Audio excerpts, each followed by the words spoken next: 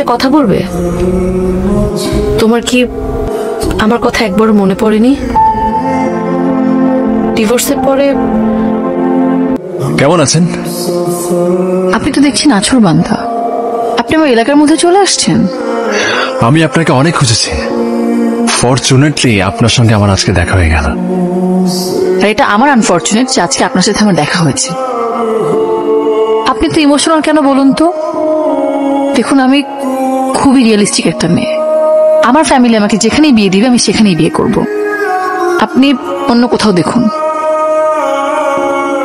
অন্যত্র দেখার পাত্র তো আমি না। আমার ফ্যামিলি এটা মেনে নিবে না। আপনার কোনো আইডিয়া নাই আমার ফ্যামিলির আমাকে নিয়ে কি পরিমাণের স্বপ্ন। আপনি একটাবার শুধু আমার চোখের দিকে তাকিয়ে দেখেন, আমার ভেতরে আপনাকে নিয়ে তার চাইতে অনেক বড় স্বপ্ন।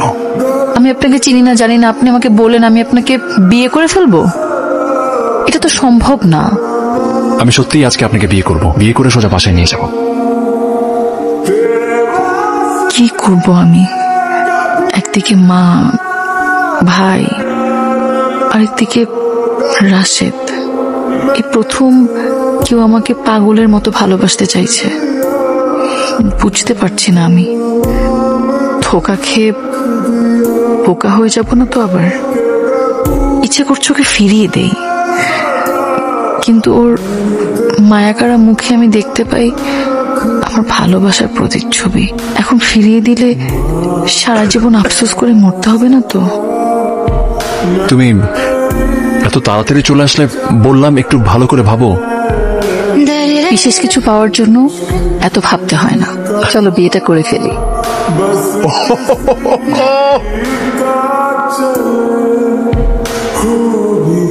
কি রে রাশেদ, এই মেয়েকে কোত্থেকে নিয়ে এলি? মা, ওর নাম রুহি।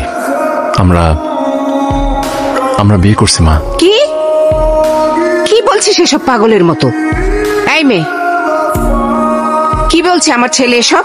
মা, তুমি উত্তেজিত হয়ে না মা। এই মাকে পায়ে ধরে সালাম করো। থাক থাক, আমাকে সালাম করতে হবে না। তুই একটা অন্যায় করে আসবি আর আমাকে সেটা মেনে নিতে হবে? সারা জীবন আমি তোকে কষ্ট করে মানুষ করেছি, আর তার এই প্রতিদান দিলি? এখন তুমি কি চাও বিয়ে করে আমি ওকে নিয়ে বাড়ির বাইরে চলে যাই? রাস্তা থেকে একটা মেয়েকে বিয়ে করে এনে বলবি আমাকে ঘরে তুলতে? মা, আমি কোনো রাস্তার মেয়ে না, আমি সম্ভ্রান্ত পরিবারের মেয়ে। আমার বাবা মারা গেছেন বেশ কয়েক বছর আগে। তিনি জেলা ম্যাজিস্ট্রেট ছিলেন। শোনো মেয়ে, তোমার বাবা কি ছিল সেটা আমাকে শুনিয়ে লাভ নেই। তুমি একটা কথা শুনে রাখো, এই বিয়ে আমি কখনোই মেনে নেব না। আসো, চলো।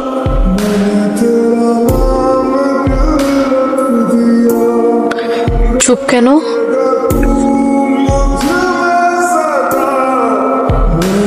পুরোনো দিনের কথাগুলো ভাবছিলাম। পুরনো অতীত ঘেটে বর্তমানকে কঠিন করে তোলার কি দরকার? জীবন তো একটা বহমান নদীর মতো। নদীর স্রোত যেমন পিছনে তাকায় না, আমিও তেমন পেছনে তাকাই না। সব তোমার জন্য হয়েছে। তাড়াতাড়ি বিয়ে করে ঘরে একটা বউ নিয়ে আসো। আমি তোমার পছন্দের বউ কখনোই হতে পারিনি। কোথায় যাচ্ছ বলো? আমি নাটোরে যাচ্ছি, পাত্রীকে আংটি পরিয়ে বিয়ের কথা পাকাপাকি করতে।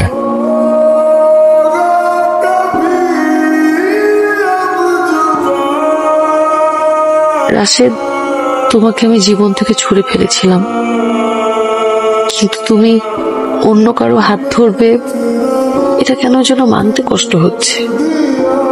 তোমার জন্য আজও একটা মায়া কাজ করে আমার। তোমার জন্য কেন জানি চিৎকার করে কাঁদতে ইচ্ছে করছে।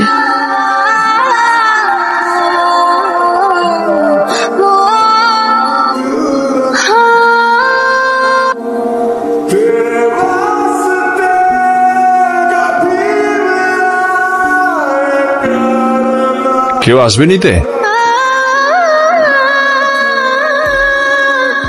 তুমি এখানে?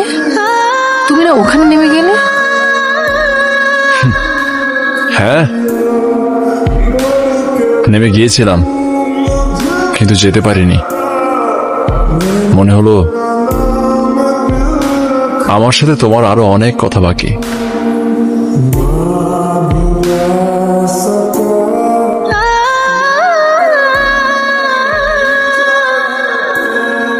আমি জানি তুমি মোটেও সুখে নেই, আর এই চরম সত্যটা তুমি বিগত 5 ঘন্টার জার্নিতে নানাভাবে লুকানোর চেষ্টা করেছ।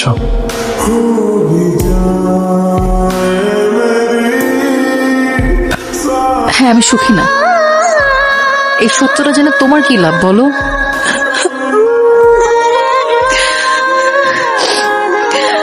রুহি,